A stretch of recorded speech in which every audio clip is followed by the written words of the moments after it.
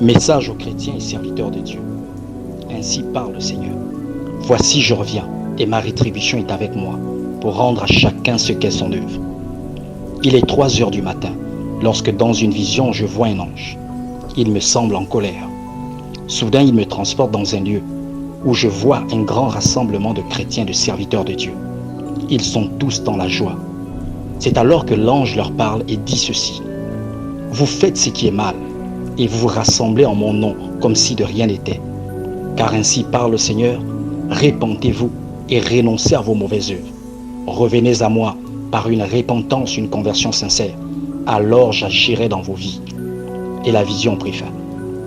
Peu de temps après, alors que je suis allongé, l'atmosphère change dans ma chambre. Je sens une forte présence et j'entends des gens parler autour de moi. J'ai du mal à saisir ce qu'ils disent. Soudain, une voix forte comme une trompette résonne. Voici, je reviens, et ma rétribution est avec moi pour rendre à chacun ce qu'est son œuvre. Qui trouverai-je prêt parmi mon peuple? Bien-aimés, voici les messages que j'ai reçus de la part du Seigneur Jésus-Christ. Il s'adresse aux chrétiens et aux serviteurs de Dieu. Le Seigneur dénonce le mal, les choses que nous faisons et qui sont contraires à sa parole.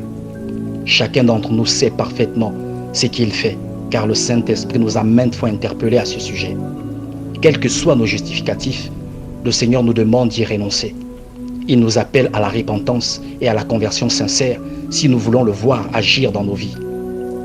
Aller à l'église, payer sa dîme, faire des dons et des offrandes, prêcher, chanter ou encore faire des miracles ne servent à rien si nous ne renonçons pas à nos mauvaises œuvres et si nous n'obéissons pas à la parole du Seigneur.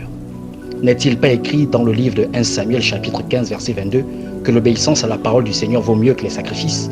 N'est-il pas écrit dans le livre de Romains chapitre 6 verset 23 que le salaire du péché c'est la mort? Et encore dans Matthieu 7 chapitre 7 verset 21 que seuls ceux qui font la volonté du Seigneur et qui obéissent à sa parole iront au ciel? Ne nous y trompons pas, bien-aimés. Seule une vie de sainteté et l'obéissance quotidienne à la parole du Seigneur nous garantissent le salut. Car nul ne peut prétendre croire au Seigneur Jésus-Christ et ne pas obéir à sa parole.